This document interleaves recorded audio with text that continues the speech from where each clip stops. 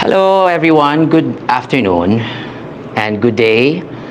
You know, I was in Dumaguete the past 2 days and I did not know the ramifications of what has happened and what I previously posted on a POV. But before anything else, allow me to begin with an apology, a very sincere one. To those who may have been hurt by the words and phrases I used in one of my previous POVs when I discussed about the appeal of former President and incumbent Mayor of Davao City, Rodrigo Duterte, in the International Criminal Court. I admit it was poorly written. Maybe I was tired, maybe I wanted to sound poetic, or maybe I just wanted to stir conversation. And yes, I got what I wanted, the discussion happened, but most of it sadly became personal. It became a flood of ad hominem attacks. Now, what do we mean by ad hominem? It's when people attack the person and not the argument. Instead of saying, I disagree with your point, they say, I don't like you. Or instead of answering the message, they attack or they kill the messenger. And when that happens, the real conversation dies. The space for both truth becomes polluted and hatred. And that is not how civilized, intelligent people should argue. So let me say this again from my heart, from the bottom of my heart, I am sorry. I am sorry to those who felt offended, to those who felt hurt. That was never my intention. But let me also be honest. I never attacked anyone personally. I only shared my legal reading, my perspective, and I stand by that. Because when I speak from the lens of law, not loyalty. In the past days, I have been called many things. DDS, DD shit, BBM, Pinklawan, Dilawan, Ultra Pink. As if thought must always have a color. As if truth must always take a side. I have been bashed, cancelled, unfollowed, and condemned not for lying but for thinking differently. And yes, even the governor of Cebu has joined the fray, reducing me to name calling that is painful and derogatory, especially if you are not from my community. But I will not respond with anger. Sakit gyud, sakit, tinod. But I will not exchange insult for insult. Because the mark of a civilized society is not how loud, how loud we curse or we curse those who differ, but how calm we remain when others throw stones. That's why I tried to become my social media team were like crazy already. But I said, calm down. They were crazy because my followers already plunged, and I said, it's okay. We started with 21. To plunge it down and to have it go down, it does not matter because that's not my advocacy. I have never in my wildest dream thought that I would reach this social media peak. My goal in life was just to have at least 25,000 followers. So you may disagree with me all you want. You may not like my POVs, but please, never resort to ad hominem attacks. This is not how justice works. This is not how intellect survives. If you wish to unfollow my page, do so freely. You are free. As free as I am to express my truth. I give you that freedom. Give me my freedom as well to say my POV. If you disagree with what I say, then disagree with gusto.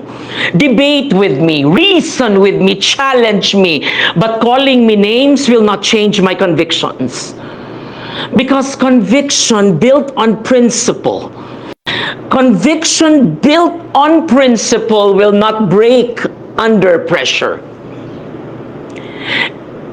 And even if I am unwelcome in your fold, I will continue to educate. Even if I have to speak to only a few, to the littlest group who are still willing to listen, I will continue. Because as long as there is someone willing to learn, my advocacy lives on. Now let's go back to where this all began.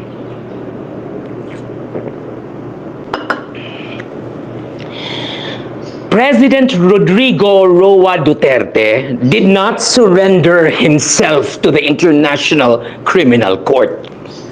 He did not surrender. He was surrendered, kidnapped. And in that act, the current administration did not only give up a man, it gave up a part of our sovereignty. Under Philippine law, that act is illegal. No Filipino can be transferred to a foreign tribunal without a valid treaty, without Senate concurrence, and without due process. That is why Davao City Acting Mayor Sebastian Baste Duterte was correct when he filed criminal charges against those responsible for the illegal arrest and surrender of his father to the Hague. Sakto to. Filing kaso tong mga tawhana, si Rimulya, ang magsuong Rimulya, si Torre, BBM, di pa na ma-file ang kaso pas BBM karon, si Pun, katong si Anyo, and whoever was, si Teodoro, filed cases against them because they were the ones responsible in the kidnap and the illegal arrest of his father. Diri sa Pilipinas, filing ninyo og kaso because justice cannot exist by breaking the very constitution that defines it.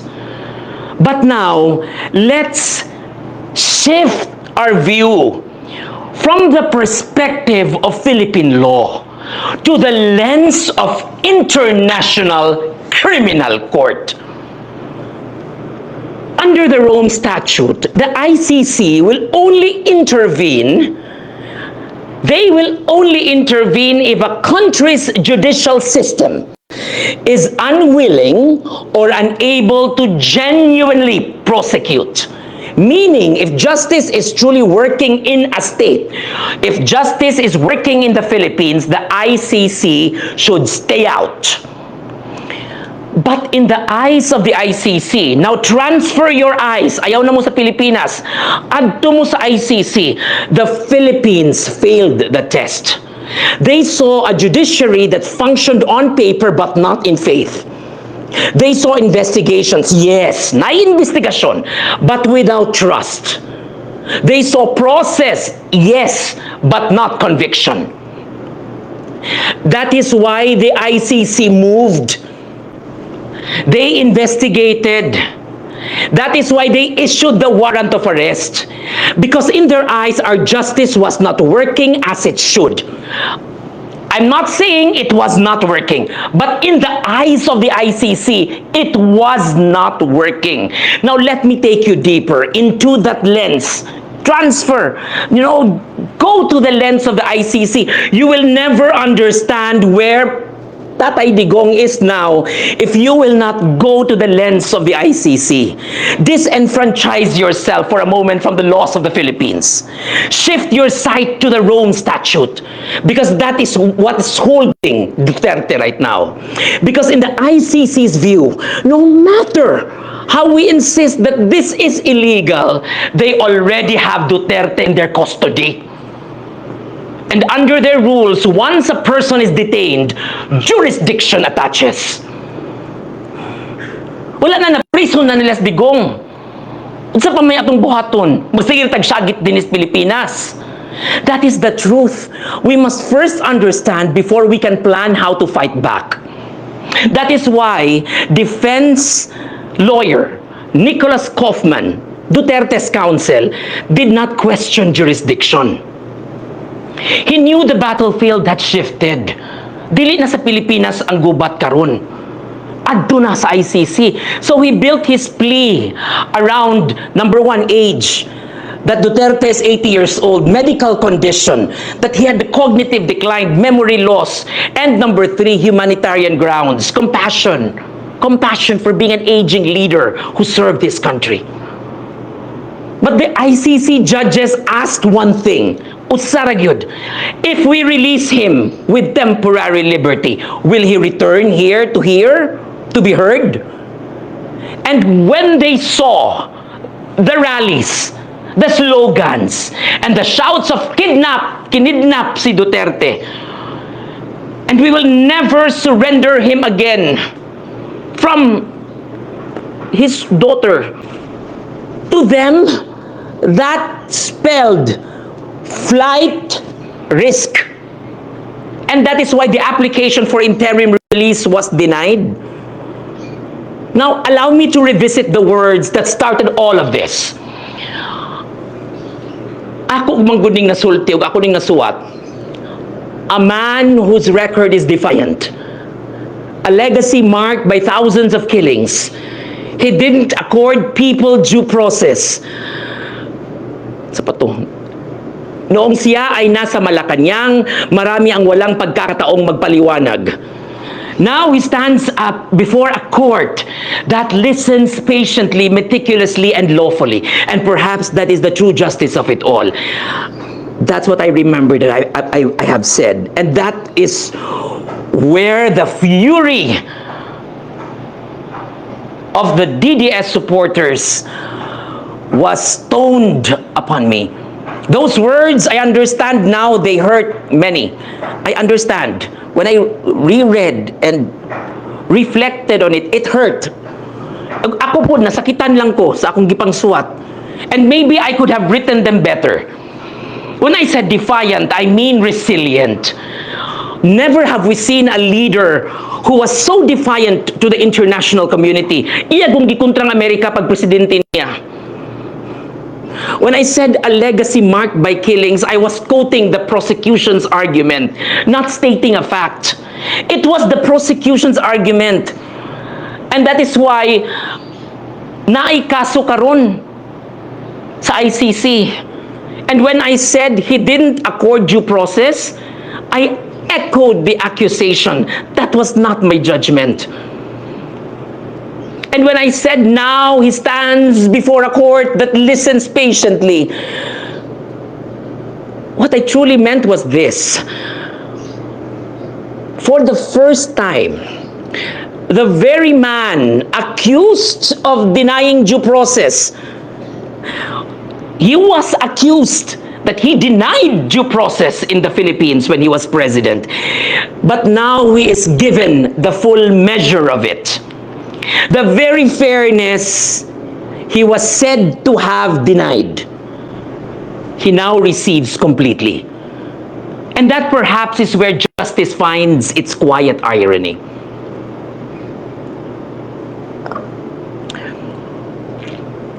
The irony being that even in the hands of those who condemn him, he is still treated with a due process he was once accused of withholding. Ingon anak ka maayo ang balaod, ingon anak pud ka bugat ang mustisya. I in the language of the law. And I was not mocking. That is not mockery. That is faith. Faith that even when politics shouts, the law still listens. You know, I like the learnings and the knowledge I've read from Sas Rogando Sasot. She said, Duterte is the first Asian leader to be brought under ICC jurisdiction. And that is a problem, or that is a concern, because maybe the judges in the ICC would like to prove something. First Asian, because for decades only African leaders were tried. Sudan, sa pato dito Congo, Ivory Coast, all African nations. Now the ICC reaches its tentacles to Asia. And the Philippines becomes the testing ground. In Southeast Asia, Cambodia na lang nagpabilin na membro sa ICC. But we were a member before 2019. So that is where the 3 counts of the cases filed against President Duterte lie. When he was in his early days as mayor, when he was the first 3 years of presidency, and up to 2019. Sa Philippines, but this does not, you know, sa Philippine, ICC saw only 2 persons being justices or judges in the ICC. Justice Raul Pangalanan and Justice and former Senator Miriam Defensor Santiago. Now, for the first time, a Filipino does not sit in the bench. He stands before it. But this does not make him small. It makes him symbolic. Because in his person, the world is not judging a man. It is testing the strength of our nation's sovereignty. For 7 months, 7 months, we have rallied, marched, and shouted. We did almost everything, and yet Tatay Digong remains detained. Maybe it's time to change our strategy. Remember his own words? Nisulti gid ani si Duterte, huwag nyo nang pakialaman ang kaso ko sa ICC. That was not surrender, that was strategy. Because Rodrigo Duterte is not just a man of courage. He is a man of strategy. He knows when to fight and when to wait. He knows when to step back and when to strike.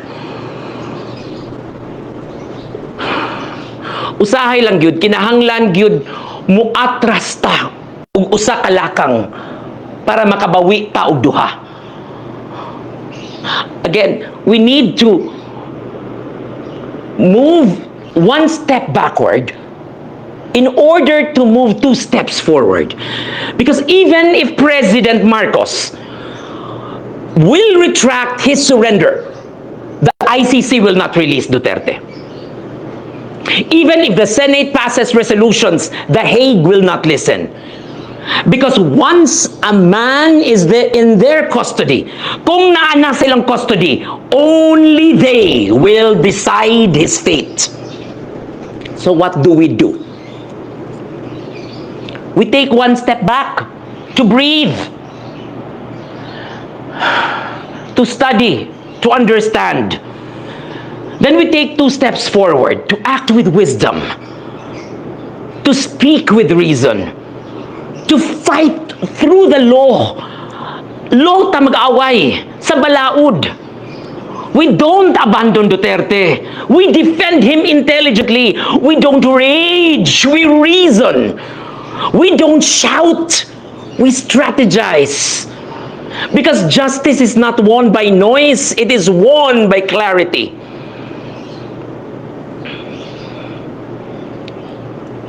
And as for me, I will continue to educate. Even if I am unwelcome in some circles, I will continue to speak. Even if I talk only to the few, to the littlest group, still waiting to learn, my mission continues. Because that is the pledge I gave. Kung unsay akong learning, akong ipahibaw sa mga tao. Because change does not start with millions. It starts with those few who choose to listen and understand. Wala naman siguro ko yung masturya. But before I end today, let me go back to where I began. To those I may have hurt, please know that I am deeply sorry. I did not mean to insult. I only meant to explain. And sometimes when words are sharp, they cut deeper than intended. So I ask with all humility that you find it in your heart to forgive. Kanang mga gipangkuan nga bayad ko, kanang gipalit daw ko, it is not true. Kay balo mo nganong nidagan ko pagka-congressman, kay gikontrahan ko ni Martin Romualdez. Ang nisaka sa akong kamot, sa akong kandidatura, si Tatay Digong o si Sara Duterte. Ang pamilya Duterte gi-welcome ko pag-ayo sa Davao. Ako usa ka tawo nga mutan-aw og utang buot. Gidala ko sa balay og studio ni Mayor Baste. Ingon ana ko kapinangga ngadto niya. I will never betray that family. Di man ko DDS, di po ko pingklawan. For the many years I have been in government, di man mi pwedeng magpartido. So wa ko'y partido. I work as an independent person, being treasurer. Because as treasurer, you cannot play politics. It's not allowed. It's prohibited. It's illegal. And that is why, katong nakadawat ko sa suwat nga papahuaon ko sa Mandawi ni Martin Romualdez, ang akong nahibungan nga numan, kamaayo na kong performance sa Mandawi. I made Mandawi the only city outside Metro Manila to be part of the top 5 richest cities. And then, manong papahuwaan man ko. Forgive the tone. Forgive my tone. Forgive the phrasing. Forgive the imperfections of a person who speaks not from malice, but from passion.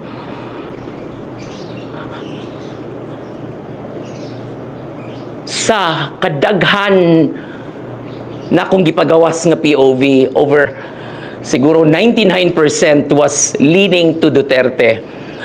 But that POV, I admit, it might be off.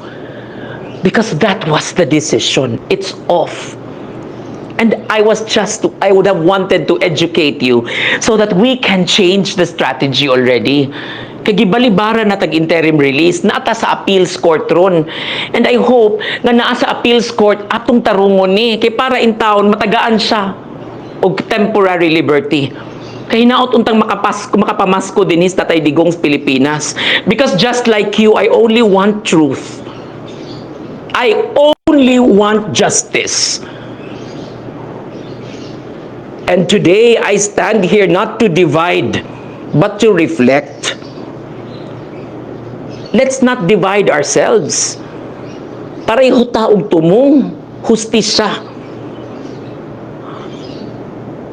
I hope that we can unite our knowledge and we can learn together. Para ni kay Tatay Digong, para sa Duterte family. And for every Filipino who still believes that justice, though slow, always finds its way home. Because in the end, ang balaod, bisan usahay abusahan, mubalik gyud aron ipagtanggol ang giapi. Akong balikon. Ang balaod, bisan usahay abusahan aning administrasyon, kung giunsa ni nila pagdakop o pagkidnap si Duterte, mubalik gyud na aron ipagtanggol ang giapi. And that is my belief, that's my justice, that's my truth. One step back, two steps forward. I always think that way. Murag sinulog ba? Murag sayag sinulog, one step back, two steps forward. Because that is how we rise, not with anger but with wisdom. Not with vengeance but with vision. And that's how justice, real and relentless, that is how justice, real and relentless, will set us free.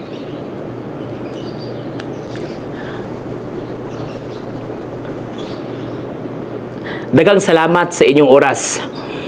Ay, wala na ko'y masturya.